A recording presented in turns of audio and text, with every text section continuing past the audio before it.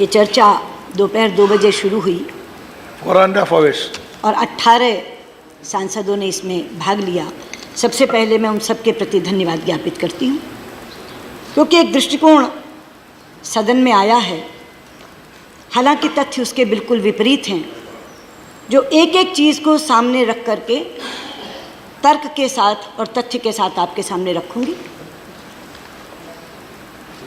चर्चा की शुरुआत आनंद भाई ने की और मैं धन्यवादी हूँ उनकी कि उन्होंने पूरे विश्व का आज का नक्शा सामने रखकर उसको शुरू किया।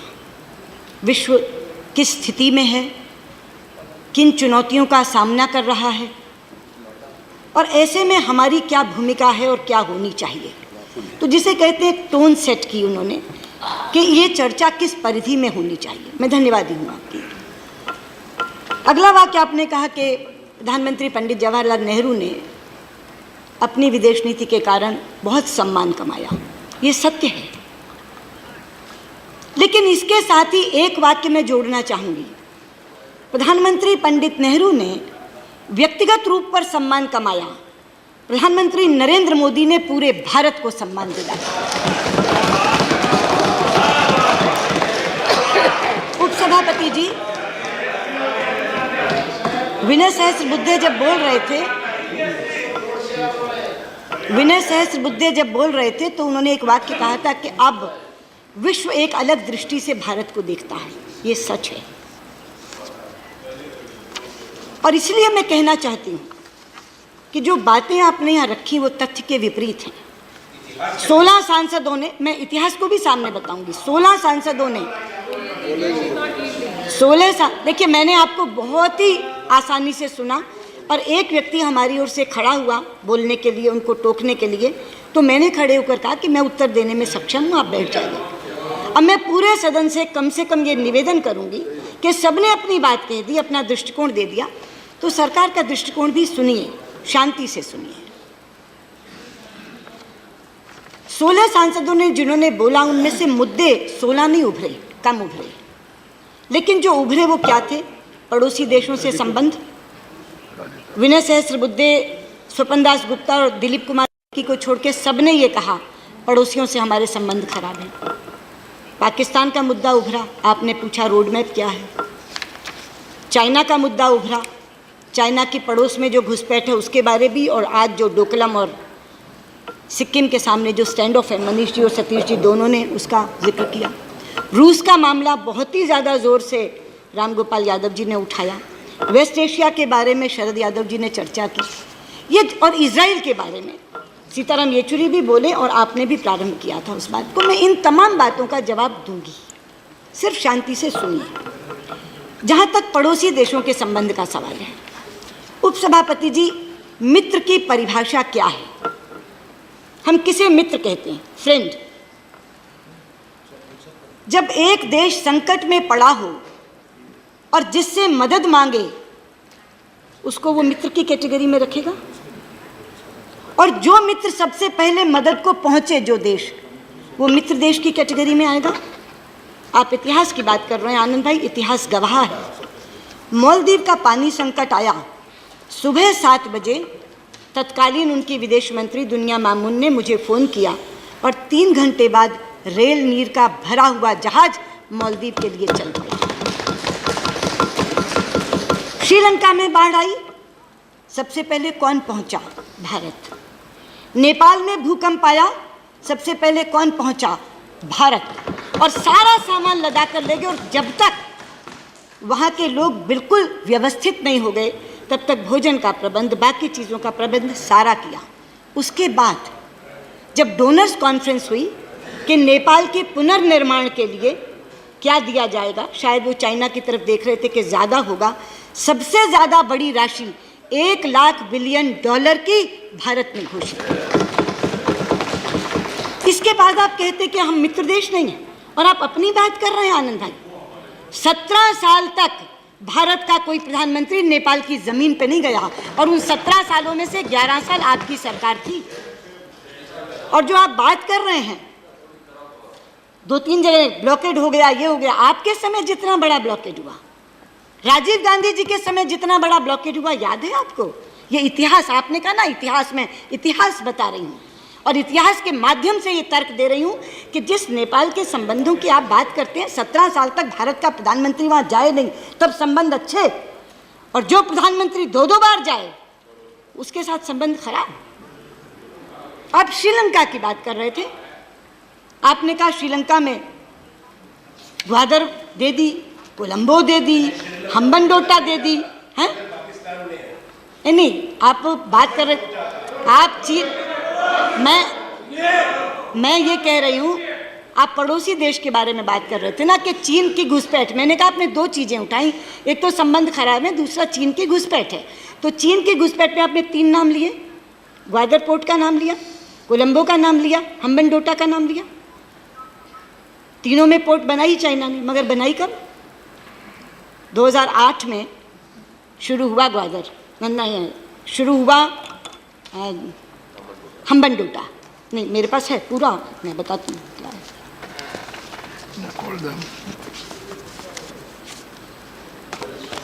और एक एक चीज़ बताऊंगी कौन कौन सी चीज़ शुरू।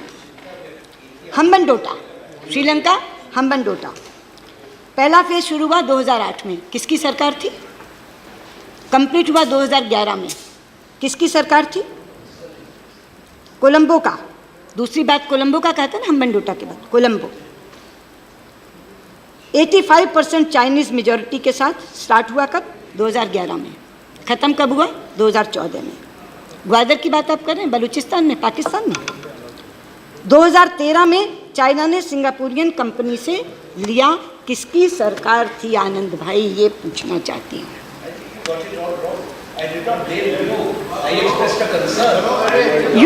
Why did you express the concern?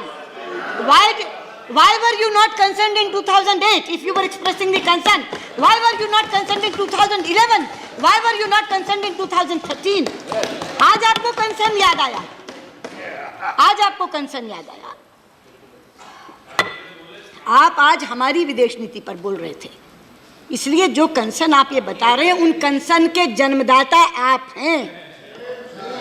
अगर हम्बनटोटा का कंसर्न है, अगर कोलंबो का कंसर्न है, अगर ग्वादर का कंसर्न है, तो मैं कहना चाहती हूँ वो कंसर्न का जन्म कब हुआ? वो कंसर्न का जन्म आपके समय हुआ। इसलिए आज हमारी विदेश नीति पर ये आरोप मत लगाइए कि ये कोलंबो, ग्वादर, हम्बनटोटा हमने दी। हमने तो हम्बनटोटा सिक्योर की, और हमने हम्बनटोटा सिक्योर की। अब जो चाइनीज़ के साथ डील हुई है उसमें उन्होंने कहा है कि कंट्रोल श्रीलंका का रहेगा और आपके सिक्योरिटी कंसर्न्स हम देखेंगे। हमने तो हम्बनटोटा में आपके कंसर्न को एड्रेस किया, आपके कंसर्न को एड्रेस किया। बांग्लादेश, शेख हसीना यहाँ आई, क्या हमने कर दिया ऐसा जो उनके चुनाव के लिए खिलाफ होगा?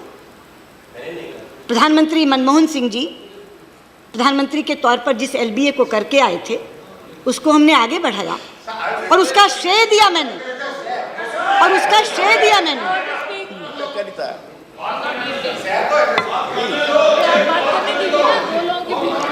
उपसभापति जी, जिस दिन LBA मैं यहाँ पारित करवा रही थी, मैंने प्रधानमंत्री मनमोहन सिंह जी को श्रेय देकर शुरू किया था कि आपका अधूरा काम रह गया जिसको हम पूरा कर रहे हैं। आज बांग्लादेश के साथ सबसे ज़्यादा अच्छे संबंध किसी के हैं तो वो भारत के हैं। भूटान की आप बात करते हैं, केवल फ्रेंड नहीं, केवल पड़ोस नहीं, डियरेस्ट फ्रेंड अगर भारत का कोई है तो हम उसको कहते हैं वो भूटान है। तब कौन से पड़ोसी देशों की बात कर रहे हैं? हमारे साथ कोई खड़ा ही नहीं, हमारे साथ कोई खड़ा ही नहीं। जरा तथ्यों को सामने रख करके बताइए कि कौन खड़ा है और कौन नहीं खड़ा है। ये पड़ोसी देश के बारे में बताया आपने, कहा पाकिस्तान का रोड मैप। पाकिस्तान का रोड मैप तो आनंद भाई हम लोगों ने सरकार आने से पहले ही घोषित कर दिया था। हमने सारे सार्क के देशों को दावतनामा भेजा था कि आइए शपथ ग्रहण समारोह में, और समेत पाकिस्तान के सब आए थे सब, और केवल सेरेमनी अटेंड करके नहीं चले गए थे। अगले दिन बायलैटरल मीटिंग हुई थी, मैं बैठी थी उसमें, और उस बायलैटरल मीटिंग में तय हुआ था कि फॉरेन सेक्रेटरी लेवल टॉक्स शुरू होंगी। हिचकोले खाते खाते बहुत उतार चढ़ाव आई 2 सालों में, लेकिन हमारे समय में कहाँ थी? 9 दिसंबर 2016 को 2015 को, 9 दिसंबर 2015 को जब मैं हार्ट ऑफ एशिया कॉन्फ्रेंस में भाग लेने के लिए इस्लामाबाद गई तो नवाज साहब ने साथ बिठाया सरताज अजीज साहब को और कहा कि जो ये कह रही हैं उस तरह से एक बार शुरू करो इस डायलॉग को, एक नए सिरे से नया नाम देकर कॉम्प्रिहेंसिव बायलैटरल डायलॉग, ताकि किसी भी तरह का कोई शंका ना रह जाए। लोग कहते हैं ना द्विपक्षीय वार्ता, हम जब कहते हैं कि हमारे दोनों के बीच में होगी, किसी और के बीच में नहीं होगी, हमने डायलॉग का नाम ही कर दिया कॉम्प्रिहेंसिव बायलैटरल डायलॉग, ताकि किसी को किसी तरह की गुंजाइश ना रह जाए, कोई शंका ना रह जाए। 9 दिसंबर को वापस कॉम्प्रिहेंसिव बायलैटरल डायलॉग शुरू हो, ये तय हुआ। फॉरेन सेक्रेटरीज दोनों देशों के बैठकर मोडालिटीज़ तय करें, ये तय हुआ। तो आप जो कह रहे हैं हमारे इनिशिएटिव्स के बारे में, प्रधानमंत्री जी का लाहौर से, काबुल से लाहौर जाना इसी इनिशिएटिव का था, लेकिन ये out of the box initiative था। आपने कहा कैसे गए, शेयर नहीं किया, सब कुछ पब्लिक डोमेन में। 10 बार तो मैं बोल चुकी कि वो 25 दिसंबर प्रधानमंत्री नवाज शरीफ का जन्मदिन था, उन्होंने बधाई दी काबुल से, तो उन्होंने कहा आप जा रहे हैं तो यहाँ से होते हुए जाइए, यानी रिश्तों की ऊंचाई इतनी थी कि वो प्रोटोकॉल के चक्कर में न पढ़ करके गए। ये थी स्थिति। तो कोई ये कहे कि पाकिस्तान के साथ हमने शांति की पहल नहीं की, हमने दोस्ती का हाथ नहीं बढ़ाया, ये नहीं। लेकिन कहानी बदरंग कब हुई? पठानकोट के बाद भी नहीं हुई, क्योंकि पठानकोट के बाद भी पाकिस्तान जो हमेशा डिनायल में जाता था, हर टेररिस्ट घटना के बाद वो ये पहली बार थी कि डिनायल में नहीं गया और उसने कहा कि हम सहयोग करने को तैयार हैं, हम जो SIT बनाएंगे आप आइए। कहानी बदरंग तब हुई जब बुरहान वानी का एनकाउंटर यहाँ हुआ और नवाज शरीफ साहब ने वहाँ खड़े होकर के उसको स्वतंत्रता सेनानी शहीद की संज्ञा दी। उसके बाद से चीज़ें बिगड़ी। तो आप ये कहते हैं रोड मैप, क्या हमने तो रोड मैप बना दिया था, शांति का, दोस्ती का, पाकिस्तान की स्थिरता का, समझौते का, ये हमारा रोड मैप था। लेकिन रोड मैप एक तरफा नहीं चल सकता ना। अब आप कहते हैं कि रोड मैप क्या है, तो रोड मैप तय है। Terror and talks can't go together, this is the road map. जिस दिन टेररिज्म खत्म कर देंगे, जिस दिन आतंकवादी घटनाएं करनी बंद कर देंगे, उस दिन वापस वार्ता शुरू हो जाएगी। ये है रोड मैप। अब बात करते हैं, आप चाइना की बात करते हैं। जहाँ तक चाइना में डोकलम का सवाल है, जो मनीष जी और सतीश जी ने खास तौर पे उठाया और आप लोग भी जानना चाहते हैं, लेकिन आपने एक बात कही आनंद भाई कि जिस समय 1962 में स्थिति बनी चाइना और भारत के बीच की, तो अटल जी ने एक पत्र लिखा प्रधानमंत्री नेहरू को कि सदन बुलाओ, और प्रधानमंत्री नेहरू ने पॉजिटिवली रिस्पॉन्ड किया और सदन बुलाया। काश आज के विपक्ष ने ये किया होता। मैं बहुत दुखी हूँ इस बात से कि सबसे बड़े प्रमुख विपक्षी दल के नेता ने चीन की स्थिति को जानने के लिए भारत के नेतृत्व को पूछने की बजाय चीन के राजदूत को बुलाना चाहिए। और अगर मेरी जानकारी सही है तो शायद आप भी उस मीटिंग में मौजूद थे।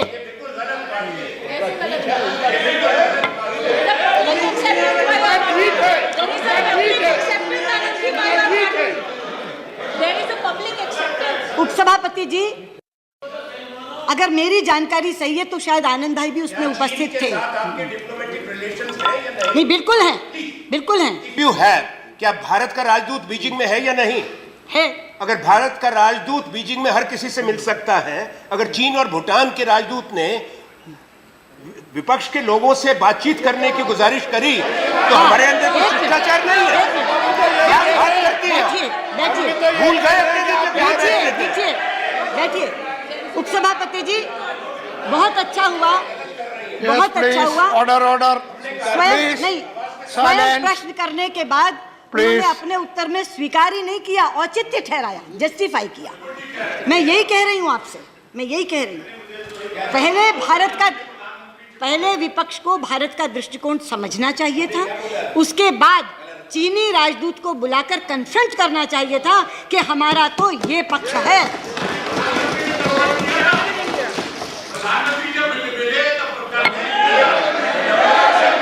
प्रधानमंत्री, देखिए, मैं एक विनम्रता से, बड़े आदर से आपसे कहूंगा, नहीं, आप बैठिए, बहुत आदर से कहूंगा एक बात, बहुत आदर से सिर्फ एक बात कहूंगा आपको आदर से, सुनिए, हमने चीन के बारे में आपसे साफ कहा था। चीन के बारे में हमने साफ कहा था। हिंदुस्तान एक आवाज में बोलेगा।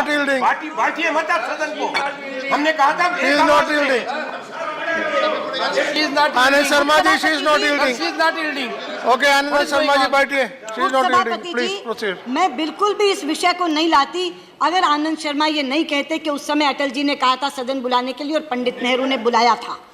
हमने तो इनकी इंतजार भी नहीं की। इन्होंने जो किया चीन के राजदूत से मिले और चीन के राजदूत से उनका पक्ष सुना, लेकिन हमने अपनी ओर से ये सोचा कि सभी के सभी राजनीतिक दलों को इस स्थिति से अवगत कराना चाहिए। और 2 दिन के लिए मैंने मीटिंग बुलाई। 4 सांसदों तक की पार्टी को एक दिन, एक सांसद तक की पार्टी को अगले दिन, ताकि जो आज डी राजा जी के साथ हुआ वो ना हो। 2 अलग अलग इसलिए बुलाई कि जब इकट्ठी बुलाई जाती है तो बड़ी पार्टियां समय ले लेती हैं, छोटियों का समय आता है तो लगता है बंद करो। 2 दिन बुलाई और पूरी की पूरी स्थिति समझाई। और वो चूंकि विदेश मंत्री स्वयं रहे, उन्होंने समझी और बैठक ऐसे बंद नहीं की। मैंने कहा जो प्रश्न आपके थे उनके उत्तर मिल गए, जो जिज्ञासाएं आपकी थी शांत हो गई। उन्होंने कहा हाँ। तो मैंने कहा खत्म करूं मीटिंग? उन्होंने कहा हाँ। पूरी तरह से संतुष्ट होकर के वहाँ से विपक्ष लौटा।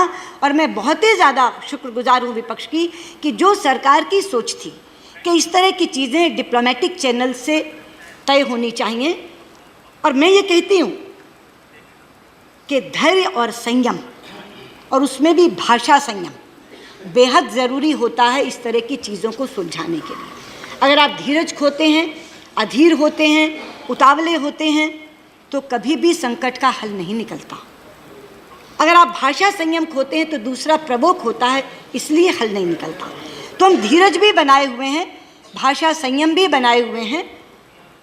और इसलिए हमने अपने तमाम लोगों को नक्शे के साथ क्या स्थिति है, कैसी स्थिति है, मैं अंत में, क्योंकि चाइना पर जो स्टैंड उन्होंने कहा कि क्या है, वो आपको मालूम है, विदेश मंत्री आप रहे हैं, कि अपने यहाँ ये प्रथा है कि हम जो स्टैंड्स हैं उनको लिखकर पढ़ते हैं ताकि कॉमा फुल स्टॉप की भी गलती ना हो जाए। तो मैं अंत में सबसे ज़्यादा वही लूँगी, पहले मैं बाकी चीज़ों का जवाब दे दूँ, लेकिन जो हमारा स्टैंड है उसको मैं पूरे का पूरा पढ़कर जो भारत सरकार का स्टैंड है बताऊँगी, ताकि उसमें किसी भी तरह का ये गुंजाइश ही ना बचे कि आप उसका कोई और अर्थ निकाल सकें। आपने तो ये कहा था, आपने तो ये कहा था, तो इसीलिए उसको मैं बिल्कुल अंत में लूँगी। लेकिन मैंने ये कहा कि हमने अपनी ओर से पहल की और सबको ये बात बताई कि चाइना और भूटान के बीच में और सिक्किम के बॉर्डर पे ये जो स्टैंड ऑफ है वो क्यों है और उसमें हमारा क्या मत है। और मैंने कहा कि मैं शुक्रगुजार हूँ कि सब लोग इससे सहमत हुए। शरद पवार जी और मुलायम सिंह यादव, 2 पूर्व रक्षा मंत्री उसमें थे बैठक में, और उन्होंने भी ये कहा, बल्कि शरद पवार जी ने तो अपना एक उदाहरण देते हुए कहा कि मेरे समय में ये ऐसी स्थिति हुई थी, लेकिन हम लोगों ने पेशेंस रखी थी, आप भी धीरज मत खोइए। हमने कहा हम बिल्कुल धीरज नहीं खोएंगे, हम बिल्कुल भाषा संयम बना करके रखेंगे ताकि इसका हल निकले। अब रामगोपाल यादव जी से मैं कहना चाहूँगी, आपने कहा युद्ध की तैयारी रखो। रामगोपाल जी, युद्ध की तैयारी तो होती है तभी तो सेना होती है, वरना कोई देश सेना क्यों रखे। लेकिन एक चीज़ मैं आपको बता दूँ, किसी भी समस्या का समाधान युद्ध से नहीं निकलता, युद्ध के बाद भी संवाद करना पड़ता है तब निकलता है। युद्ध अपने आप में समाधान नहीं देता, जीते हारे लोग भी टेबल पर बैठते हैं तब समाधान निकलता है। तो बुद्धिमत्ता का तकाजा ये है कि युद्ध बिना किए संवाद कर लो और उससे रास्ता निकाल लो, तो वो कहीं ज़्यादा बेहतर है। से यहाँ तक युद्ध की तैयारी का सवाल है, सेना है यहाँ और वो सेना होती ही युद्ध के लिए, लेकिन युद्ध से समाधान नहीं निकलता। इसीलिए मैं कह रही हूँ धैर्य और भाषा संयम और डिप्लोमेटिक चैनल्स, इन्हीं से निकलता है समाधान। आपने कहा कि आप अपनी सामरिक क्षमता बढ़ाइए, तभी पड़ोस के लोगों को लगेगा कि चीन अगर हम पर हमला करेगा तो हमें आप बचा लेंगे। युग बदल गया रामगोपाल जी, युग बदल गया। अब सामरिक क्षमता से देश नहीं जाने जाते, अब आर्थिक क्षमता से देश जाने जाते हैं। और इसीलिए जो शरद यादव जी ने बात की, उनसे सहमत हुए मैं ये कहना चाहूँगी कि आज पड़ोसियों को ये नहीं है कि चीन उन पर हमला करेगा तो भारत का साथ चाहिए। अगर भारत की सामरिक क्षमता बढ़ते हुए देखेंगे तो हम ही से डरने लगेंगे कि पता नहीं यही हम पे हमला करेंगे। आज पड़ोसियों को अपने विकास में आर्थिक मदद चाहिए। और इसलिए जब प्रधानमंत्री कहते हैं सबका साथ सबका विकास, का मतलब केवल देश के अंदर का नहीं है। मैं चाहता हूं कि भारत की प्रगति में मेरे हर पड़ोसी देश का विकास हो। ये जो भावना है ये पड़ोसी देशों को आश्वस्त भी करती है और ये उनको ये भी कहती है कि भारत का अगर विकास होगा तो भारत के विकास का लाभ हमें भी मिलेगा। इसलिए सामरिक क्षमता बढ़ाने की बजाय आज आर्थिक क्षमता बढ़ाने की ज़रूरत है। और मैं बहुत ज़्यादा अदब से ये कहना चाहूँगी कि हमारी जो आर्थिक क्षमता बढ़ रही है उसमें भी बहुत बड़ा इन्वेस्टमेंट चाइना से आ रहा है। मैं अगर आपको आंकड़ा दूँ, 116 बिलियन US डॉलर था 2014 में, हमारे से पहले मई 2014 से, आज बढ़कर 160 बिलियन US डॉलर हुआ है, 37% की बढ़ोतरी।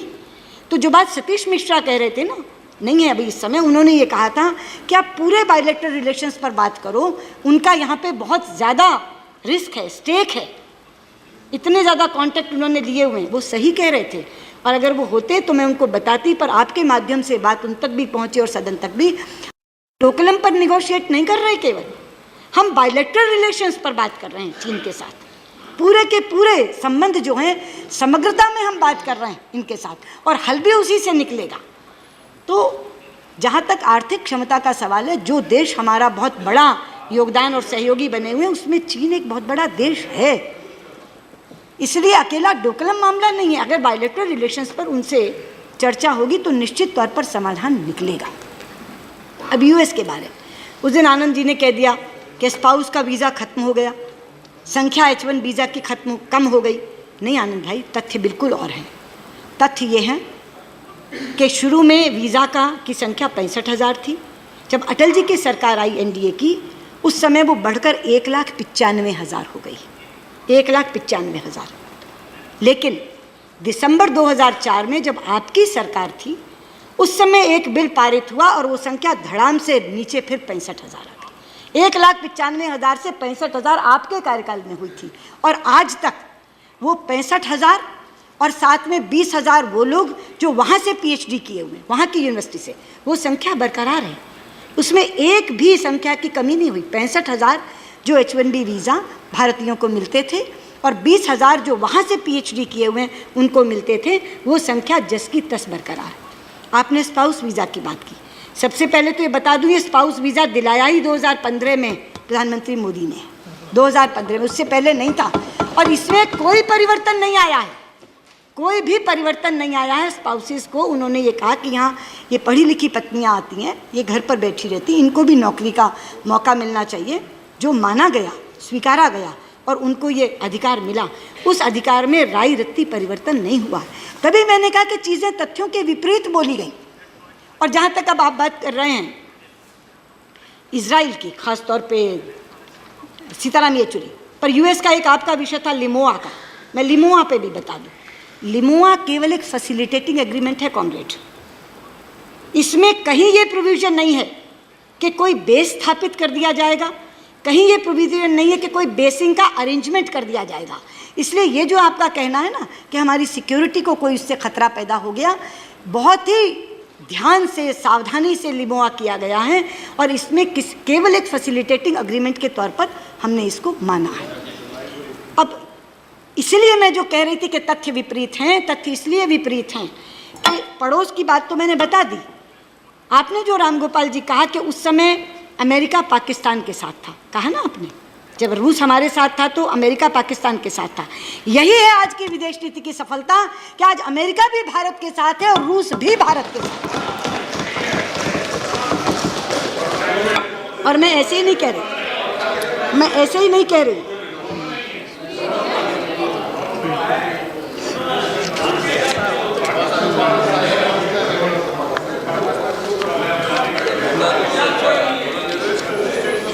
मैं ऐसे नहीं बोली, मैंने कहा ना मैं तथ्यों के साथ बोलूँगी। ये 23 जून 2017 अभी डिफेंस मिनिस्टर रशिया क्या कह रहे हैं, आपने कहा ना डिफेंस मैकेनिज्म बना लिया, पाकिस्तान के साथ बना लिया सीताराम येचुरी ने, और रामगोपाल यादव जी कह रहे थे, मैं बता दूँ, कोच कर रही हूँ उनको, we are determined to go ahead with building up cooperation in order to enhance to combat readiness of both countries. forces and to exchange experience in various defense related matters. और इसके बाद जब speaker गई वहाँ तो जुलाई 11 को, अभी सदन चल रहा था, जुलाई 11 को कहा Russia shares India's concerns over such challenges international terrorism. वो पाकिस्तान का साथ देगा जो हमारा कंसर्न इंटरनेशनल टेररिज्म पे शेयर कर रहा है, जो कॉम्बैटिंग हमारी आर्म्ड फोर्सेस को और ज़्यादा मजबूत और दुरुस्त बनाना चाहता है, वो देश उनका साथ देगा। ये हमारी सफलता है कि उस समय अमेरिका पाकिस्तान के साथ था, रूस हमारे साथ था, लेकिन आज भारत की विदेश नीति में अमेरिका भी हमारे साथ है और रूस भी हमारे साथ। अगली बात कॉमरेड येचुरी ने कही इजराइल की, कह ही नहीं सकता। दूसरी बात मैं कहती हूँ इजराइल के बारे में, नेम की पूरी हिस्ट्री राम गोपाल जी ने दी, सीताराम येचुरी ने भी कहा, आनंद शर्मा पहले एक बार फिलिस्तीन पे बोल चुके हैं, दोबारा उन्होंने उठाया इस विषय को।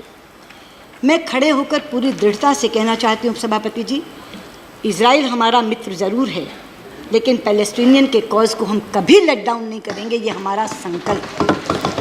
और मैं बताना चाहूँगी, आप बैठे हैं आनंद जी, आप विदेश मंत्री रहे हैं, क्या आज से पहले इतने साल आपकी सरकार रही, डिप्लोमेटिक रिलेशंस का भी 25वां साल है, एक बार भी दो विदेश मंत्रियों के बीच जॉइंट कमीशन मीटिंग हुआ? नेवर। पहली बार हमने JCM मैकेनिज्म बनाया, मैं स्वयं गई और हमने पैलेस्टाइन की फॉरेन मिनिस्टर के साथ मैंने स्वयं JCM की। और जब मैं गई तो पहले पैलेस्टाइन गई, फिर इजराइल गई। हमारे राष्ट्रपति गए, पहले पैलेस्टाइन गए, फिर इजराइल गए। हमारे प्रधानमंत्री गए तो उनसे 2 महीने पहले पैलेस्टाइन के प्रेसिडेंट यहाँ आए, उन्होंने उनको रिसीव किया। और वो केवल इजराइल क्यों गए? क्योंकि उनकी ये साधारण यात्रा नहीं थी। इजराइल की डिप्लोमेटिक रिलेशंस का 25वां साल था। वो डिप्लोमेटिक रिलेशंस आप ही की सरकार के समय, नरसिम्हा राव जी के समय स्थापित हुए थे। उसकी 25वीं सालगिरह मनाने के लिए वो गए। और मैं वो जॉइंट स्टेटमेंट बताती हूँ। आपने कहा not a word in this statement, comrade, not a word. How many words? Joint statement 2017. The two prime ministers discussed the developments pertaining to the Israel-Palestinian peace process. They underlined the need for the establishment of a just and durable peace in the region. They reaffirmed their support for an early negotiated solution between the sides based on mutual recognition and security arrangements. 5 sentences. आपने कहा not a word. दोनों ने बैठ करके बात की। और मैं एक और चीज़ बता दूं, जब मैं गई तो मेरी JCM तो विदेश मंत्री के साथ थी, लेकिन प्रेसिडेंट अब्बास के साथ एक लंबी मीटिंग हुई। तो उन्होंने मुझसे क्या कहा? उन्होंने मुझसे कहा कि मैं चाहता हूँ ये मामला सुलझ जाए तो इजराइल का झंडा पूरे अरब वर्ल्ड पर फहरे। और मैं ये चाहता हूँ कि आप लोगों के बहुत अच्छे संबंध इजराइल के साथ हैं, अपने गुड ऑफिसेस को यूज़ करके, इस्तेमाल करके आप हमारा मसला सुलझवा सकते हैं, ये कहा। इन लोगों को चिंता है पैलेस्टाइन की, पैलेस्टाइन वालों को चिंता नहीं है, वो तो इसका स्वागत करते हैं। फिर जब अभी प्रेसिडेंट अब्बास यहाँ आए तो आपको मालूम है स्टैंडर्ड डील है, आनंद भाई सबसे EM जा कर के कॉल ऑन करती हैं। तो जब मैं कॉल ऑन करने के लिए गई तो फिर उन्होंने ये बात दोहराई। और प्राइम मिनिस्टर के साथ जब डेलीगेशन लेवल टॉक्स में थे, जब रिस्ट्रिक्टेड टॉक्स में थे, दोनों में मैं बैठी थी, तो दोनों में उन्होंने ये बात दोहराई और उन्होंने ये कहा कि आप जो इजराइल के साथ आपकी दोस्ती है, मित्रता है, उसका लाभ उठा करके आप हमारा मसला सुलझवा दीजिए। वो इसको पॉजिटिव रूप में ले रहे हैं। हमारे इजराइल से रिश्तों को पैलेस्टीन पॉजिटिव रूप में ले रहा है, सकारात्मक रूप में ले रहा है। ये कह रहा है कि आप हमारा मसला सुलझाने में हमारी मदद करिए। और यहाँ पूरे का पूरा सदन चिंतित है। फिलिस्तीन की नीति निकल गई, नेम से छूट गए। पंडित जी ने कहा था, अच्छा पंडित जी ने कहा था, आपने कहा आनंद जी कि मैं बांडुंग में गई, मैंने पंडित नेहरू का नाम नहीं लिया। आपको याद है, आप ये सवाल पहले उठा चुके और मैंने उत्तर क्या दिया था? मैं बांडुंग कॉन्फ्रेंस में गई थी, लेकिन वहाँ किसी को बोलने का अवसर नहीं दिया गया था सिवा 3 जनों के। जब मैंने वहाँ भाषण ही नहीं दिया तो मैं पंडित नेहरू का नाम कहाँ से लेती? केवल 3 हेड ऑफ स्टेट्स बुलवाए गए थे। Minister of State delivered a speech and I am saying this on the floor of the House. वो मैं बता रही, place it tomorrow morning, मैं- a copy मैंने- of the speech of V.K. Singh, मैंने who is your आपसे- Minister of State. मैंने आपसे कहा ना, And in the 60th anniversary of the Bandung, नहीं, I will not- place it no, no, tomorroro, no. and I'll prove your government wrong. यही तथ्य गलत है. It was not the 60th anniversary of Bandung, it was 60th anniversary of Asia Africa Conference. That is what the Bandung Bandung Conference next day हुई है. मालूम होना चाहिए. Bandung Conference was Asia Bandung Africa Conference Conference. next day हुई That है. is what the Bandung Conference was. Was there two Bandung conferences? Yes, there were two conferences. No. Yes, This there was were the two conference. conferences. Asia. Okay. All right. Now proceed. उपसभापति जी, there were two conferences. 60th anniversary of Asia Africa conference, जिसमें हम सबको बुलाया गया था, लेकिन Bandung conference अगले दिन जब हुई, केवल 3 हेड्स ऑफ स्टेट्स को बुलाया गया, उसमें भी एक इंडोनेशिया के स्वयं के प्रेसिडेंट थे. तो वो जो कह रहे हैं कि वो बांडुंग के संस्थापक है, मुझे बहुत अच्छा लगा कि वहाँ प्रधानमंत्री नेहरू की फोटो थी, सब जगह इकट्ठी होर्डिंग्स थी, मेरा माथा गर्व से ऊंचा हुआ. लेकिन वहाँ चूंकि बोलने का मौका नहीं मिला, इसलिए मैं पंडित नेहरू का नाम ले ही नहीं सकती थी. ये मैंने आपसे बात की. वो इंडो, मैं कह रही हूँ, मैं बोल रही हूँ 2 कॉन्फ्रेंसेस थी. हाँ, तो एशिया अफ्रीका कॉन्फ्रेंस में वो बांडुंग की बात कर रहे हैं. अब समझ क्यों नहीं रहे? ये 2 अलग सम्मेलन है. ये 2 अलग सम्मेलन है. तो उपसभापति जी, मैंने पड़ोस के बारे में बताया कि तथ्यों के विपरीत धारणा बनी है. मैंने रशिया के बारे में बताया कि अलग धारणा गलत बनी है. मैंने फिलिस्तीन के बारे में बताया. अब मैं वेस्ट एशिया पर आती हूँ. उपसभापति जी, मोदी सरकार आने से पहले अगर सबसे ज़्यादा उन लोगों को चिंता थी जो वेस्ट एशिया के बहुत समर्थक हैं, उन्हें ये थी कि शायद भारत की विदेश नीति में से वेस्ट एशिया गोल हो जाएगा, क्योंकि सारे के सारे वो मुस्लिम बहुल देश हैं, और इसलिए उनको लगता था कि अरब वर्ल्ड के साथ हमारा कोई रिश्ता अच्छा नहीं रह जाएगा. और उन्हें ये भी डर था कि वहाँ हमारे इतने ज़्यादा नंबर में श्रमिक हैं, उनका क्या होगा. लेकिन आज यहाँ कहना चाहती हूँ, आज के दिन अगर सबसे ज़्यादा अच्छे रिश्ते अरब वर्ल्ड के किसी के साथ हैं तो हिंदुस्तान के साथ हैं. और इसका भी तथ्य देती हूँ, पहली बार आबू धाबी के क्राउन प्रिंस हमारी 26 जनवरी के चीफ गेस्ट बनकर आए थे. दूसरा उदाहरण, सऊदी अरबिया में, जब सऊदी अरबिया में हमारे प्रधानमंत्री गए तो सऊदी नरेश ने अपने देश का सर्वोच्च सिविल सम्मान से उनको नवाजा था. और तीसरा उदाहरण देती हूँ, जिसका जिक्र किया था रामगोपाल जी, आपने यमन का जिक्र किया था. मैं कहना चाहती हूँ आपसे, अगर हम यमन से लोगों को निकाल कर ला सके तो क्यों निकाल कर ला सके. लड़ाई किन के बीच में हो रही थी? सऊदी अरब और यमन. सऊदी अरब गोलाबारी कर रहा था, इस कारण से यमन का हवाई अड्डा बंद था. मैंने प्रधानमंत्री जी से कहा कि आप एक बार सऊदी नरेश से बात करेंगे, अगर वो गोलाबारी बंद कर दें कुछ दिनों के लिए तो हम अपने लोग निकाल लें. उन्होंने बात की, मेरे सामने बात की. तो सऊदी नरेश ने कहा कि कई दिनों के लिए तो नहीं, ऐसा करते हैं हर दिन 2 घंटे के लिए गोलाबारी बंद कर देते हैं, 9 से 11. आप यमनियों से बात कर लो, अगर वो हवाई अड्डा उस समय खोल दें तो आप अपने लोगों को निकाल लो. कितनी जटिल स्थिति थी. 3 ही तरीके हैं लोगों को निकालने के लिए, जल थल नभ. या सड़क के रास्ते निकालो, या समुद्र के रास्ते निकालो, या आकाश के रास्ते निकालो. आकाश के रास्ते विमान से, समुद्र के रास्ते शिप से, और सड़क के रास्ते बस से, रेल से. पूरे यमन में लड़ाई हो रही थी, कोई बस चल नहीं सकती थी. समुद्र में लुटेरे बैठे थे, पूरा का पूरा पायरेसी से ग्रस्त क्षेत्र है, और आसमान से गोलाबारी हो रही थी. ऐसी स्थिति में जब उन्होंने कहा कि सऊदी नरेश से बात हो गई है और वो कह रहे हैं कि हम रोज़ नहीं 9 से 11 में 2 घंटे के लिए गोलाबारी रोक दिया करेंगे, तो अब तुम यमनियों से बात करो कि वो हवाई अड्डा खोल दें. ये थी भारत की विदेश नीति की सफलता. 9 से 11 रोज 2 घंटे सऊदी अरब गोलाबारी रोकता था और यमनी हवाई अड्डा खोलते थे, और उसके कारण से जनरल वीके सिंह गवाह हैं, व्यक्तिगत तौर पर जाकर खड़े थे. 4,700 लोग हम अपने निकाल कर लाए, 2,000 विदेशी निकाल कर लाए.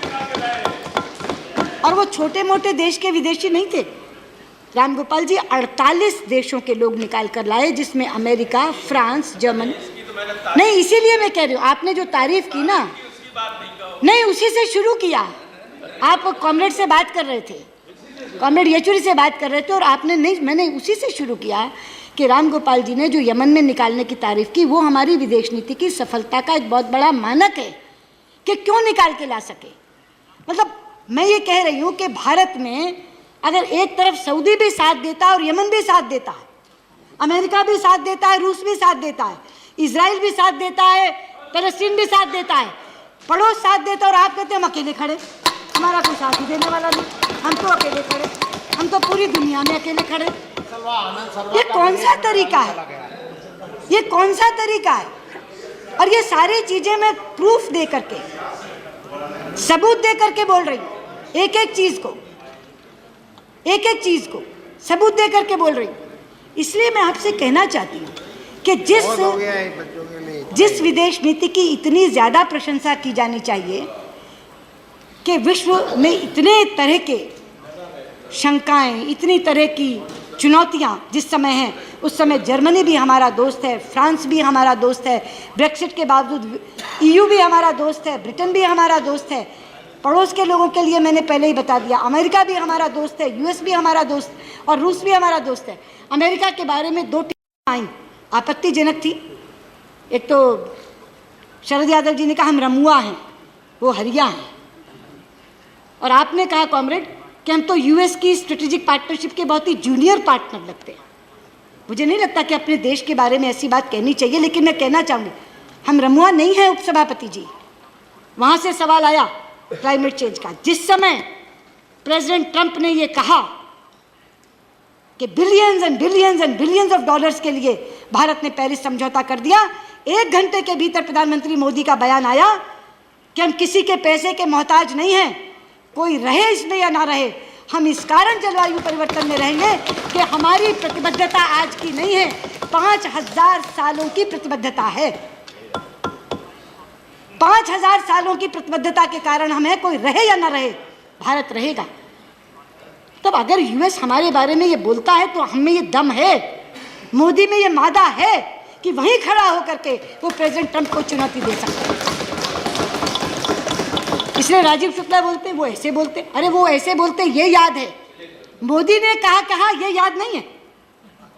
ये बोला ना आपने कि ट्रंप ने ये कहा, अगर राष्ट्रपति ट्रंप ने ये कहा तो संसदीय मर्यादा है कि रहो अगर बोले हो तो, लेकिन उसका पालन कौन करता है? आप बता दीजिएगा आनंद जी उनको कि उन्होंने ये कहा था कि राष्ट्रपति ट्रंप ये बोले। अरे भाई राष्ट्रपति ट्रंप जो बोले वही याद क्यों है एक कान में, मोदी जो बोले वो याद रखो ना। वो चुनाव की सभा का रखते हैं।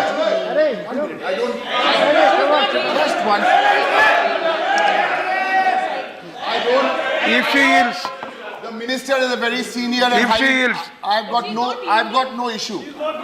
Sir, I just want to make a clarification. if she yields, if she yields sir only, मैं आपसे यही कह रही हूँ, I was only making a clarification. if she yields, There was a discussion here on the Bandung conference. she has to. We have Wi-Fi in the Rajya No, Sabha. she has to yield. The text of the Bandung conference is here. it's not Bandung, it is Asia Africa conference. Sir, I'm again and Bandung again is No, saying- no, no, no. What I'm Anand again and Sharma again ji was saying, Derek. the text of the conference is here. There is no mention of Pandit Nehru. That's all. I'm telling you. Okay, okay. That she There- admitted. No, not She also said that. in 2 days. No, not No mention. Bandung was in Bandung. ये दो Okay. सम्मेलन थे Derek जी, और दोनों अलग अलग जगह थे।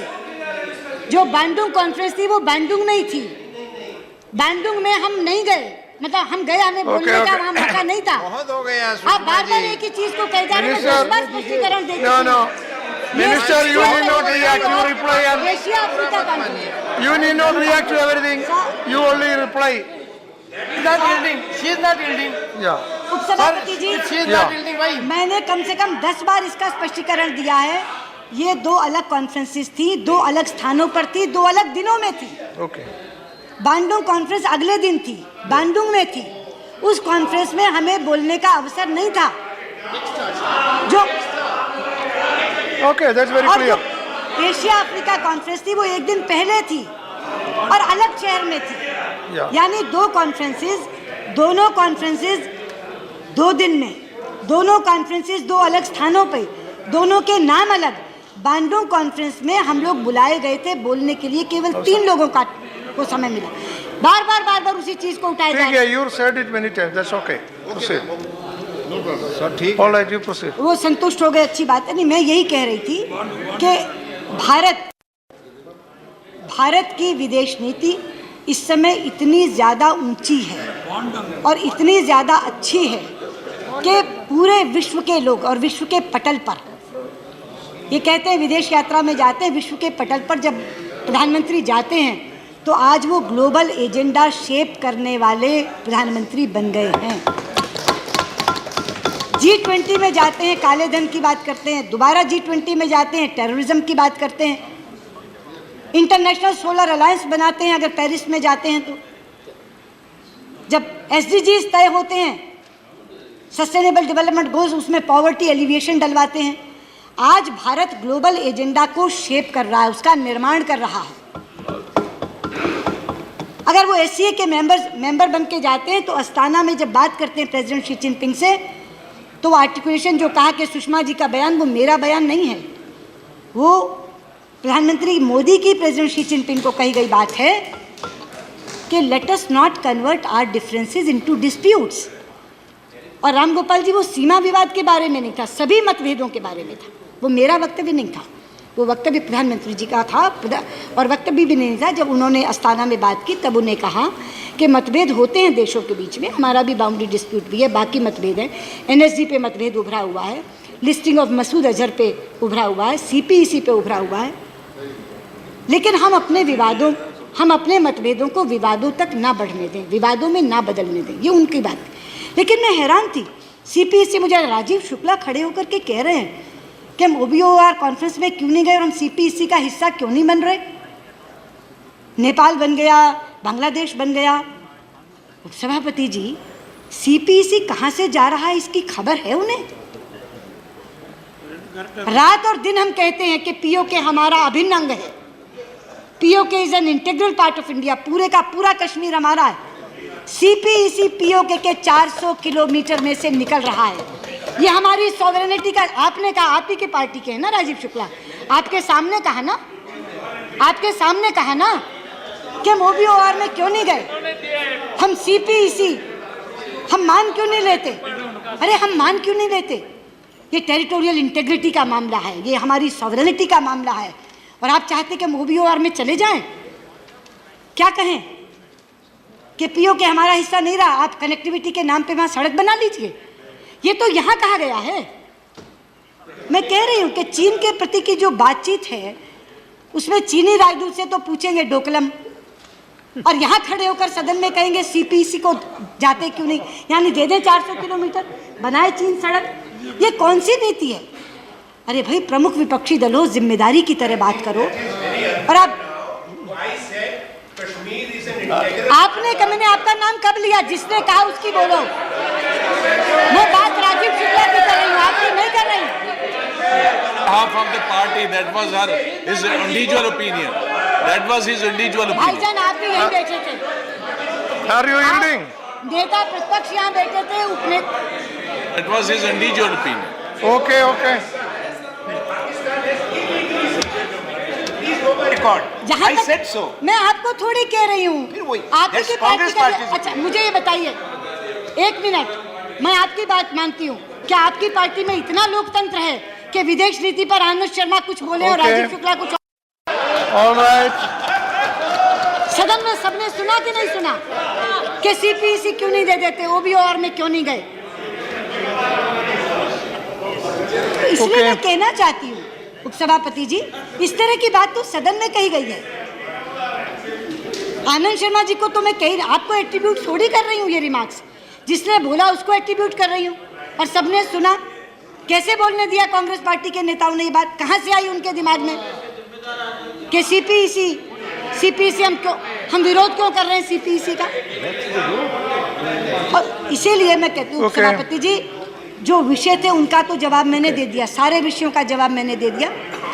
जो नवनीत कृष्णन जी कह रहे थे कि श्रीलंका के प्रति हम सॉफ्ट हैं, यू सेड कि we are soft towards Sri Lanka. No Navneet ji, जहाँ भी सिक्योरिटी का प्रश्न आता है वहाँ बहुत ही वहीमेंटली, और जहाँ भारतीय मछुआरों का सवाल आता है वहाँ भी पुरजोर ढंग से हम श्रीलंका के सामने अपना विरोध दर्ज कराते हैं। हम सॉफ्ट नहीं हैं।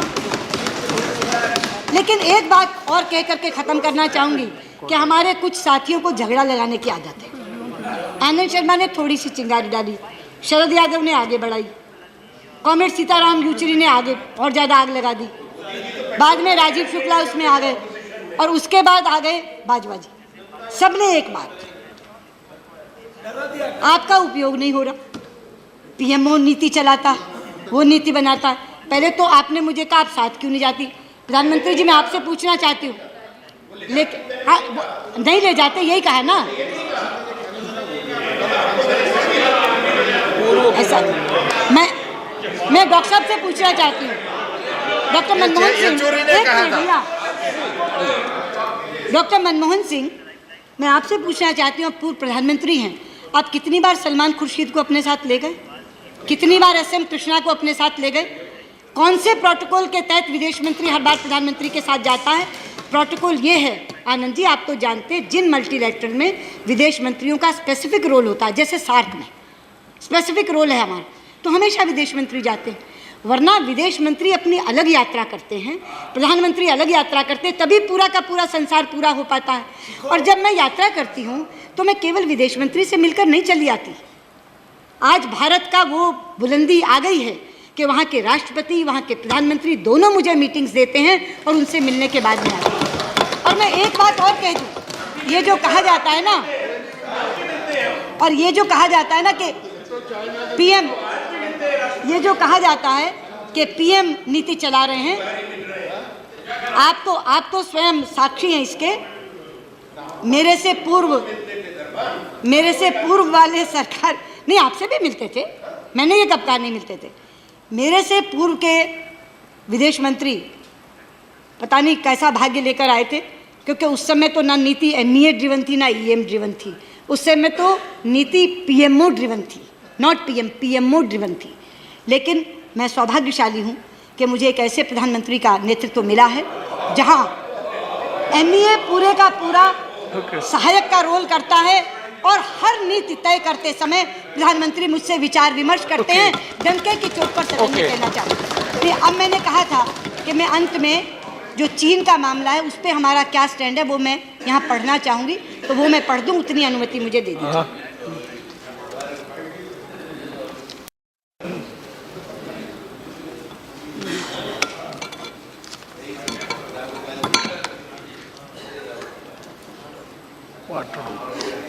आनंद भाई, मैंने कहा था कि विदेश नीति का,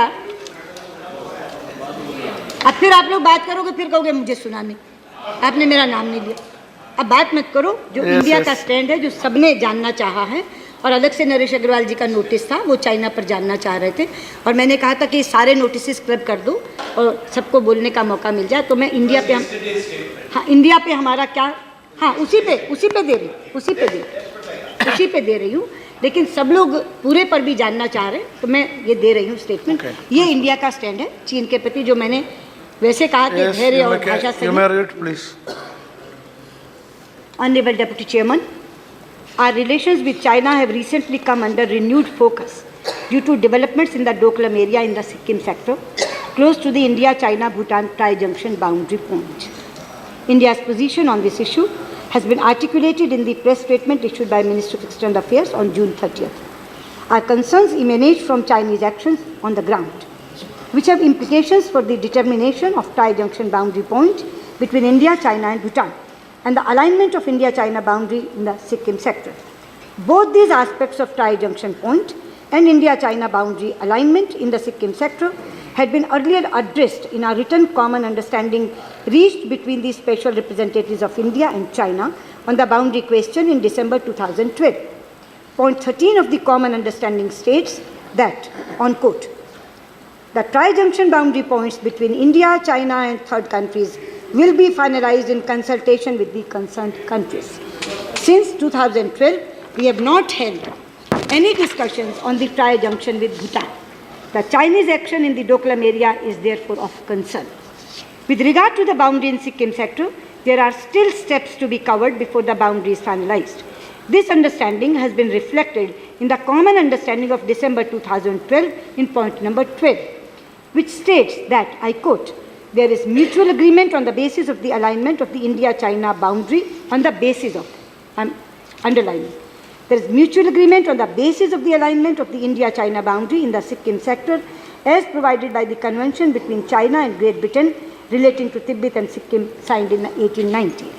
Then, during the 8th Special Representative meeting in June 2006, the Chinese side had in fact handed over a non-paper for separate agreement on the boundary in Sikkim sector. The non-paper had proposed that both sides, I am again quoting, that both sides may, based on the above mentioned historical treaty, that is 1890 Convention, verify and determine the specific alignment of the Sikkim sector and produce a common record. On this basis, as an initial result of the boundary settlement, both sides may negotiate and sign an agreement on the boundary alignment in the Sikkim sector to replace the historical treaty. Subsequently, in special representatives meetings, the Chinese side has made the proposal for finalizing the boundary in Sikkim sector, terming it as an early harvest of the SR process. This clearly confirming that the boundary is in the Sikkim sector is not yet finalized. Otherwise, they would not have used this term, early harvest. As we say, low-hanging fruit. It was an early. Yes, we have noted the Chinese side has selectively quoted parts of Prime Minister Jawaharlal Nehru's letter, selectively they are quoting, of 22nd March 1959 pertaining to the India-China boundary in the Sikkim sector. A full and accurate account of that letter would have also brought out that Prime Minister Nehru's assertion was clearly based on the boundary alignment as shown in our Indian published maps. The Chinese side in their recent document published on the website of their foreign ministry have expressed commitment to maintaining peace and tranquility in the India-China border areas. India always believes that peace and tranquility in the India-China border areas is an important prerequisite for smooth development of our bilateral relations. We will continue to engage with the Chinese side through diplomatic channels to find a mutually acceptable solution on the basis of the Astana consensus between our leaders. I note the sense of the House is supportive. In this regard, in keeping with the unique and traditional friendship with Bhutan, we will also continue to maintain close consultation and coordination with the Royal Government of Bhutan. Thank you. Okay, thank you very much.